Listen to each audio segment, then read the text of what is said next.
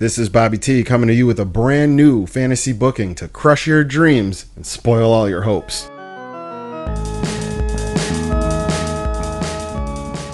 So I was talking to Martin earlier today, and we got into talking about Fandango, Breezango, and Tyler Breeze, really just those two guys, and how much we're absolutely loving this new story arc.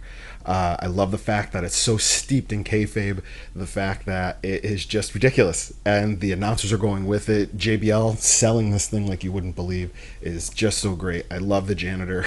I love the old lady. Tanae Young has had me rolling over laughing. It's really one of the only parts of the week that we truly get excited for. Is to see what's going to happen next. This week with the Fashion Files is going to be one of the funniest things because we immediately predicted it watching it here. So for those of you who don't know, Tyler Breeze and Fandango had become a tag team. They were really kind of floundering around in a tag team division that's both somehow over full and understaffed. I don't quite understand what's going on here. These are two very able-bodied wrestlers. Breeze was an NXT champion. Fandango is just phenomenal. Great on the mic. They really go into their characters. I love the fact that Tyler Breeze went with like the Twitter star and just went with it and just kind of made everything out of it. Fandango with the dancing and then kind of scaling that back a little bit, but putting them together was actually magic, and we just didn't know it for a while. But this is the WWE. So, as we know, all good things have to come to an end, especially when it comes to tag teams. So, the inevitable breakup will happen. I just hope they don't flounder it. And here's the fantasy booking. As we all know, John Cena is the push machine. John Cena also likes Fandango and Tyler Breeze. So, this will really actually work to possibly get them to the next level as singles or as a tag team again.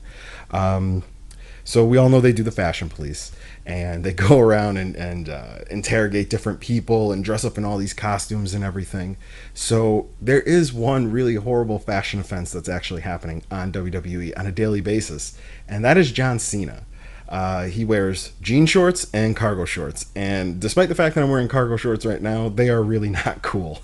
It's especially in the fashion world. They're like the butt of damn near every joke. So why don't we have them search for the worst atrocity happening in WWE? And they find John Cena's shorts and they put them into evidence. So now we'll get like 1 or 2 episodes of them. They find the shorts. It's the culprit. They identify the shorts in the next episode as being John Cena's. And then what do we do? In the 3rd episode is where it's going to start to take the turn, though.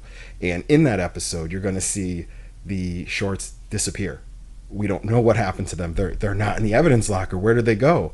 And after searching and going after all these different people and trying to check the cameras but never really finding anything, or just stuff like looking at the security cameras only to see Tyler Breeze trying on bras for his future undercover stuff.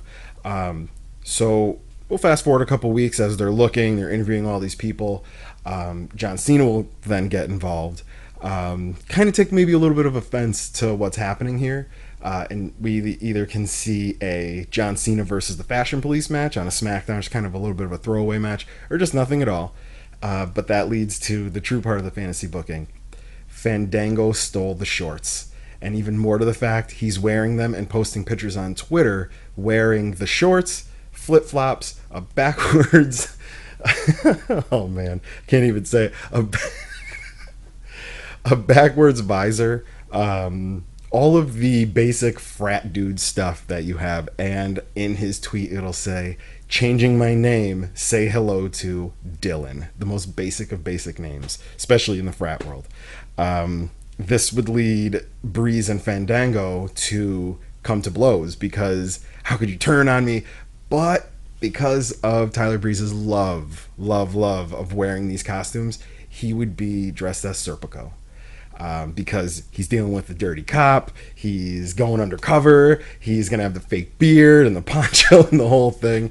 And I could see this ending in a match. And have Dango come down to some like really bad Chumbawamba type music, do that whole bit with the frat guy. But then we're going to see a phenomenal match. I mean, these two guys really, after all these strip away all their nonsense, these are two very awesome wrestlers. So we'll see a great match. Maybe they rip so that this will end with Breeze going for a finishing move or something, but instead choosing to tear off the cargo pants, because finishing the match is not as important as getting Fandango back from the depths of Dylanhood. So he rips the shorts off, and then immediately the curse is broken. Like the spell would come lifted off of him, and he would immediately start dancing, and then he'd like pull out some guy, like a loaded gun would be even funnier. Like you'd expect him to pull out like a Nerf gun, and he pulls out like a real Glock or something to that effect, and just like, whoa, what the hell, you know?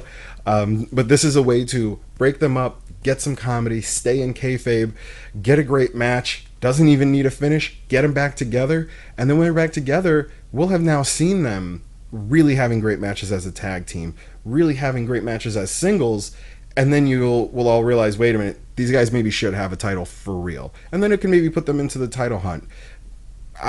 This is just a fantasy booking. Like I said in the beginning, if there is one way to get yourself good and disappointed, it's to have a dream or a fantasy. This is not going to happen.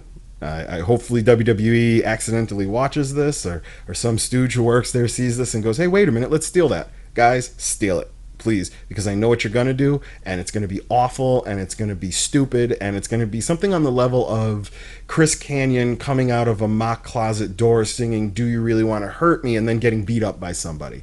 It's going to be that level of bad. We just hope not. So with that, I've been Bobby T on 5 Alive. Don't forget to like, share, and subscribe for all future live events, fantasy bookings, unpopular opinions, and all kinds of reviews. We review food, and we review toys, and we do tons of unboxings. Also, you can find us at 5 Alive VP, and for the live feed, hashtag 5 Alive Live. And hope to see you there. Boogity-boo!